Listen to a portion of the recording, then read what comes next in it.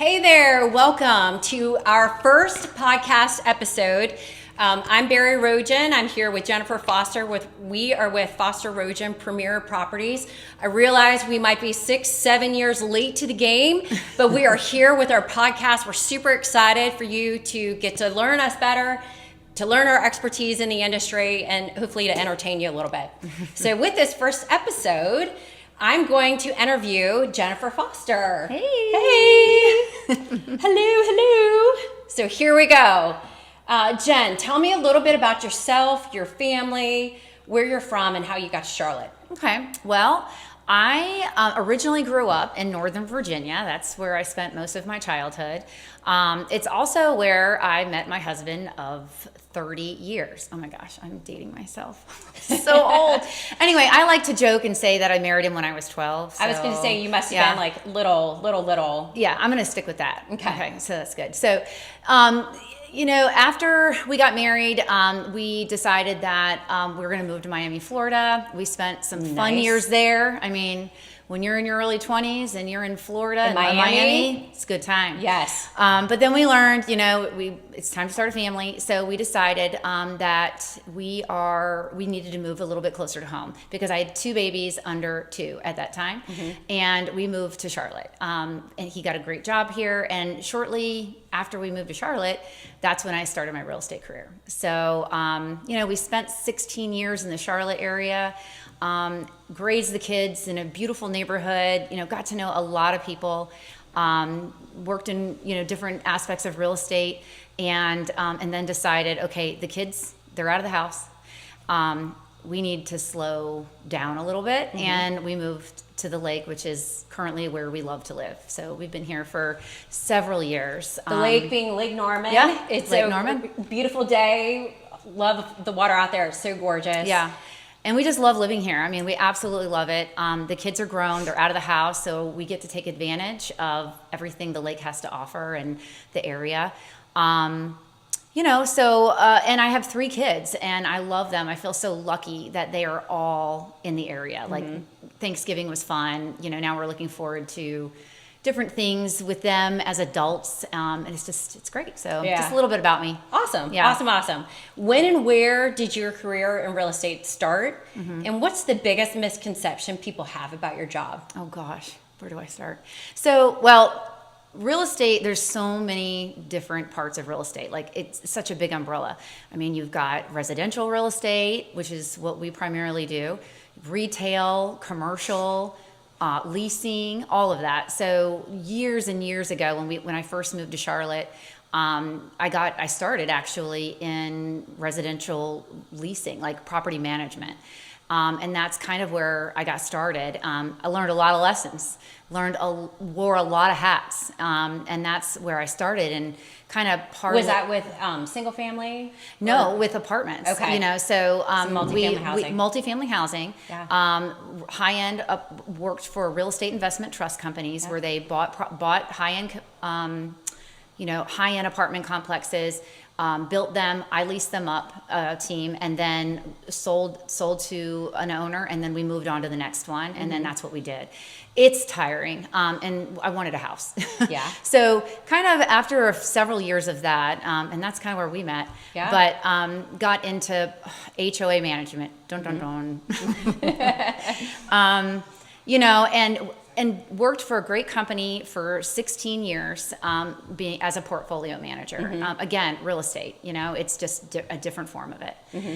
And learned a lot of problem-solving skills, a lot of budgeting, a lot of everything, people skills. And that's kind of where I learned how to deal with every problem under the sun. Mm-hmm. HOA management. Mm-hmm. I mean, if you've ever sat at a board meeting and had to deal with and solve these problems, I mean, I swear that's like a superpower. Mm-hmm. So, mm-hmm.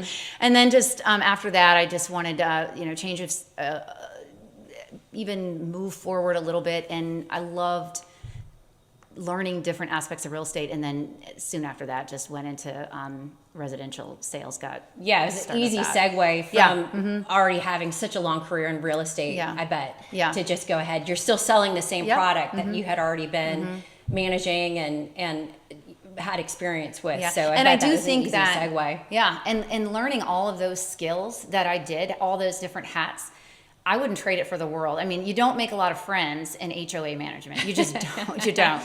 But you do learn how to navigate problems like that and challenges and just learning how to get through them and changing a negative into a positive. And I think that that's like my superpower. Where there's a will, there's a way, and that is my motto. And you need that motto in what we do. So, what would you say though is the biggest misconception that people have with your being a real estate agent? Okay, so yeah, it's just so obvious sometimes. You can ask any realtor, and they, a lot of people think, oh, they just need to, it's very glamorous, and we just open doors and smile and walk around these beautiful houses like we're in right now. But that's really just the tip of the iceberg. Now, don't get me wrong. I love doing that. That is the fun part. But that's just a tiny little part of it.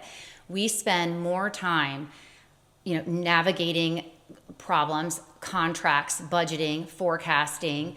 All of that is very, very important in representing our clients and making sure that their financial interests are protected. More time goes into that than opening doors. I mean, you just don't know. We put fires out so our clients don't have to, and they don't even know about them. So that part of it. Also, we do, our commission checks are split 90,000 different ways.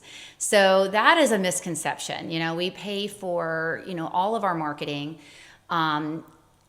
everything, all of our signs, everything that we do, real estate fees. It's very expensive to be a realtor.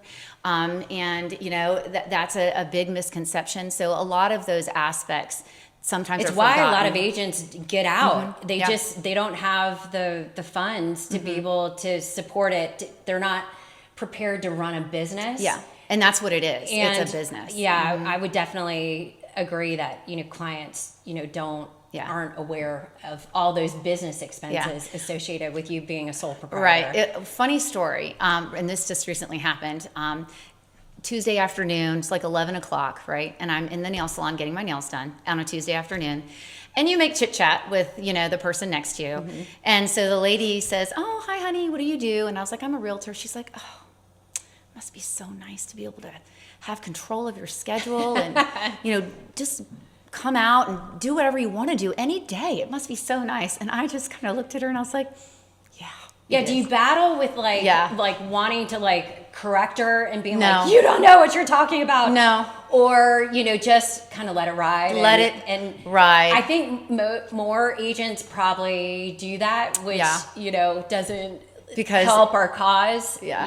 And so it's just that right there that is an example of a misconception, because the reason why I was there on a Tuesday afternoon is because I work every Saturday and Sunday, holidays, on vacations, things like that, for my clients. And that's just, part of it. So, yeah. Tell me about the most memorable house you sold, good or bad. Okay. So I'm off the top of my head. It's both. I have a good and a bad all wrapped up into one. I work in a neighborhood that people know me. They know I'm a realtor, and I love that. And I have these clients that reached out to me, and they're older. And I for some reason, older people just love me, and I love them, and we get along so good. And but a lot of that is really, I don't know how to do DocuSign. I don't, really a lot of hand holding, which is the clients. And working with them is great. However, it was tough. It was a big waterfront house, lots of open houses, very particular. They were very, very particular about their house. So a lot of the prep work landed on me, which is part of what we do, but all of it. Closing was tough. We had some issues with the closing attorney, and everybody uses DocuSign and electronic, and they don't know how to do that. So running back and forth over. Well, it was time to close. And I walked in the house 2 days before closing just to do the final walkthrough, and there were still glasses, there were still boxes, and there was a gigantic 1980s treadmill in the basement that needed to get out. And so I helped them pack it all up. Moving truck, the whole family came. We were packing the day before closing, and we got it done. And it was great because at closing, I knew what their goal was, and they needed to get rid. They needed to sell their house in order to move on to their next phase in life. So when we closed, it was such a bonding experience with my clients and myself. It was rewarding, but I was glad that one was over. Yeah. My last question for you. Okay. What's the moment in your career that made you think, I'm exactly where I'm supposed to be? Yeah. So early on, you work really hard. You develop relationships with your clients. I mean, it's inevitable. That's who I am. I can't compartmentalize that. Yep. And I get very, very just invested. Yeah. So, I had a younger couple. And I mean, they weren't younger. They were younger than me, so that's younger. But they were a couple, and they needed to sell each of their homes. They found each other, and they have the purpose of a blended family to sell their individual homes and then buy another one. And it was a challenge. I mean, the properties were hard to sell, and they just hung in there. We did all the marketing, and it was just very difficult. We ended up selling their houses, and we found the unicorn of a house they were looking for. And in the course of the year and a half of all three of those sales, they got engaged, they got married, and then were transitioning and looking for a house that would suit all of their family members, which was really hard. And that day that we sat in the closing, at the closing table, and they just looked at each other and was like, we did it. It just was a very, I'm getting chills right now. It was a very rewarding, and I wanted That is a long marathon to finally cross the finish line of the third house, of this big master plan. Yeah. And to hit the goal. Yeah. Ups and downs. Yeah. Tears, not tears. It's everything. It was just, but Imagine then that finally, felt so when good. they looked at each other and were like, we did it. We're a family now. Yeah. I was like, I need to have this feeling over and over again. Yeah. So I knew at that point that the keeps work, you addicted in the game. Yeah. Oh, 100%. I'm like, okay, let's I'm bring in on this. let me Yeah. help another family, Yeah. and that's just what keeps me going. It's just those end results where there's a will, there's a way, and you can't give up.